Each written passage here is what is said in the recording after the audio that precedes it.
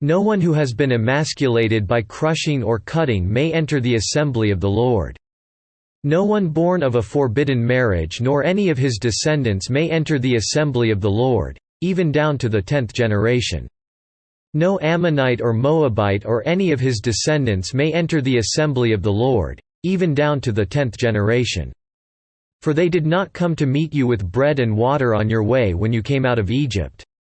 And they hired Balaam son of Beor from Pethor in Aram Naharaim to pronounce a curse on you. However, the Lord your God would not listen to Balaam but turned the curse into a blessing for you, because the Lord your God loves you. Do not seek a treaty of friendship with them as long as you live. Do not abhor an Edomite, for he is your brother. Do not abhor an Egyptian, because you lived as an alien in his country. The 3rd generation of children born to them may enter the assembly of the Lord. When you are encamped against your enemies, keep away from everything impure.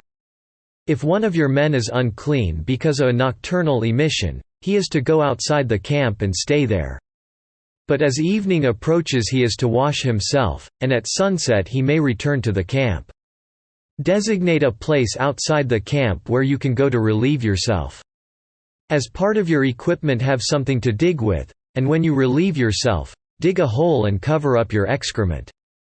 For the Lord your God moves about in your camp to protect you and to deliver your enemies to you. Your camp must be holy, so that he will not see among you anything indecent and turn away from you. If a slave has taken refuge with you, do not hand him over to his master. Let him live among you wherever he likes and in whatever town he chooses. Do not oppress him. No Israelite man or woman is to become a shrine prostitute. You must not bring the earnings of a female prostitute or of a male prostitute into the house of the Lord your God to pay any vow, because the Lord your God detests them both. Do not charge your brother interest, whether on money or food or anything else that may earn interest.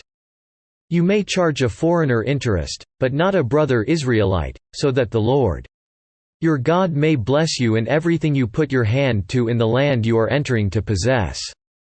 If you make a vow to the Lord your God, do not be slow to pay it, for the Lord your God will certainly demand it of you and you will be guilty of sin.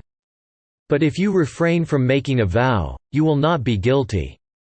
Whatever your lips utter you must be sure to do, because you made your vow freely to the Lord your God with your own mouth. If you enter your neighbor's vineyard, you may eat all the grapes you want, but do not put any in your basket. If you enter your neighbor's grain field, you may pick kernels with your hands, but you must not put a sickle to his standing grain.